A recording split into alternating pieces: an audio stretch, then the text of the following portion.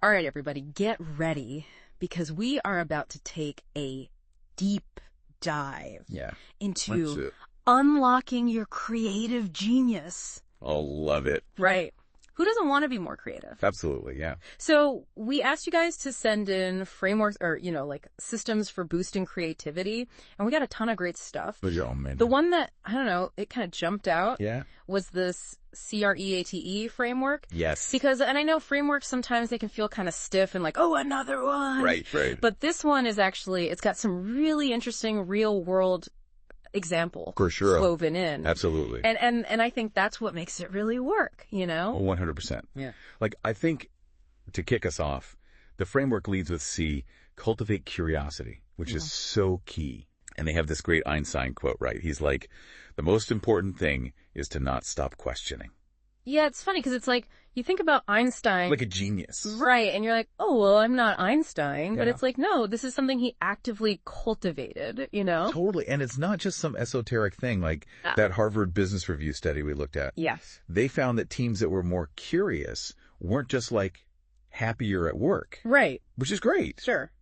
But they actually had better outcomes. They problem solved better, more adaptable. It's almost like, and I don't know if this is too basic of an analogy, but it's like curiosity is a muscle. Totally. And you have to exercise it. Yes. And one of the ways they talk about doing that is like explore new interests. Which, speaking of, I had this really funny thing happen the other day where I was, procrastinating on work. As one does. And I went down this rabbit hole. Are you ready for this? I'm ready. Hit me. The history of rubber bands. Okay. I know. So random. Wow. But I'm reading about all these different materials and manufacturing. And it sparked this idea, which is crazy, for a sustainable packaging solution. My friend's new product. And I was like, get out. It all started because I was like, I wonder how they make rubber bands. Amazing. So to everybody listening, don't underestimate a good Wikipedia spiral. Sometimes they work out. 100%. And that actually ties in. Because that kind of open exploration, right, that leads perfectly to our next point. Refine your environment, which is R. And they use Steve Jobs as the example here. Of course, yeah. Which we all know, minimalists, right? Yeah. Everything very curated. Yeah, but I always thought it was just an aesthetic thing. Right, but they're saying it's actually very intentional. Oh, interesting. Right, because your environment primes you for the task at hand, which that University of Exeter study found. Okay, so it's not just that he was, trying to be cool. It's like, this actually impacts output. Exactly. Interesting. Like athletes have rituals, right? This is his ritual for creativity. Okay, but hold on, though, because what I found really fascinating was they said it's not just minimalism. Oh, interesting. Right, that same study found that having plants around. Oh, really? Natural light. Interesting. Even certain colors can boost your creativity by 15%. Wow. So I want everybody listening right now, to just picture your workspace. Yeah, good idea. Is it inspiring you? Is it cluttered? What's one tiny tweak that you could make today based on this? Love that. Okay, we got to move on because we have a lot to get through. But embrace failure. A classic.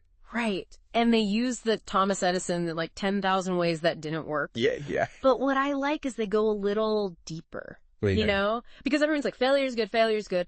But this framework is how do you actually use that?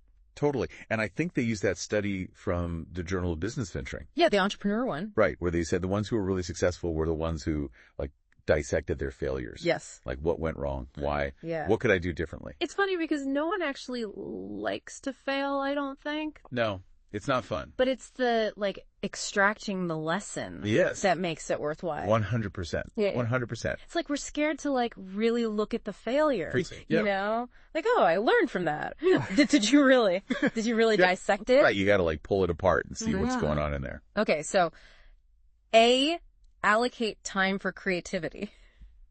This one, they had a great example about Maya Angelou. Oh, yeah, tell me about it. She used to, rent a hotel room just to write. Get out. I know. I thought that was so interesting. Just to, get away. Yeah, to have that space, no distraction. It makes you think, I know, right? how serious are we taking this? Right. Maybe that's why we're not, Exactly. I thought that was such a good illustration of that, though. 100%. And it's not just anecdotal, right? That there's that study from psychological science, right? And they were finding that our brains need that uninterrupted time for, like, deep work. It's like you're priming it. Yeah. For those, like, creative breakthroughs, because it's not always just going to strike when it strikes, you know? Totally. You got to, like, invite it in sometime. Yes. Set the stage. Hey, Tinker. I love this one. Tinker. This is the best one. They use Da Vinci. Well, of course they use Da Vinci. Oh, Right. yeah, he was, like, into everything. Painter, sculptor, inventor, engineer. It's like he was... The original Renaissance man. Yes. And that's, I mean, talk about connecting ideas, right? Totally. And his notebooks, so cool, where he's got, like, drawings and engineering plans all mixed together. Mm-hmm. See, and I love that because there's actually something to this whole, like, cross-disciplinary thinking. Oh, absolutely. And they cite that Kellogg School of Management study. Yes. One about innovation. Yeah. And the people who were the most innovative were the ones who were able to make those connections between, like, super different fields. Okay, I have a challenge for everyone listening right now. Hit me. Think of two of your interests that are, like, totally different. Okay. Yeah. Got them. Now, what would you get if you combined them? I love that. Right. So good. Even if it's ridiculous. Yeah. Yeah. Just to get those creative juices flowing. Love it. Love it. We're going to take a quick break, but when we come back, we've got the final piece of the C.R.E.A.T.E framework. Welcome back, everyone. It is time for the final piece of the C.R.E.A.T.E framework. And what better way to wrap things up than with E for engage with diverse perspectives. And of course, they use Richard Branson as an example. Makes sense. I mean, the guy gets around, right? Seriously. Music, airlines, space. But it's not just like the variety of industries. It's like... The people. Yeah. He's always been someone who's like, I want different opinions. I want different backgrounds. Right. And that's intentional. It's not an accident. Exactly. Like, you don't become successful by just surrounding yourself with yes people. Totally. You need those people who are going to be like, but what about this? Exactly. And that's where the really interesting stuff comes out, you know, when you have those different viewpoints clashing. And there's actually, they cite this study, right, from Nature. Yeah, 2017. About how diverse teams are just like flat out more creative. Yeah, more innovative, more original solutions. Okay, so that's all well and good, but how do we actually, as listeners, how do we actually do that? Well, I think it starts with being more mindful of the information you're taking in and the people you're surrounding yourself with. Like, are you just reading the same authors, listening to the same podcasts? Ooh, that's a good point. Right. Challenge yourself. Yeah. Listen to something totally different. Read something outside your comfort zone. Even just striking up a conversation with someone with a completely different background. Ooh, I love that. So instead of go diversify yourself, how about this? This week, your challenge is to find one piece of content, article, podcast, video, whatever, that's totally outside your normal interests. I love it. And just see what happens. And with that, folks, we have come to the end of our deep dive.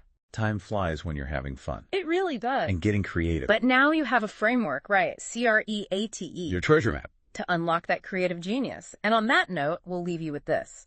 If you had to pick one part of C.R.E.A.T.E. to really focus on this month, which would have the biggest impact, let us know. Until next time, happy creating.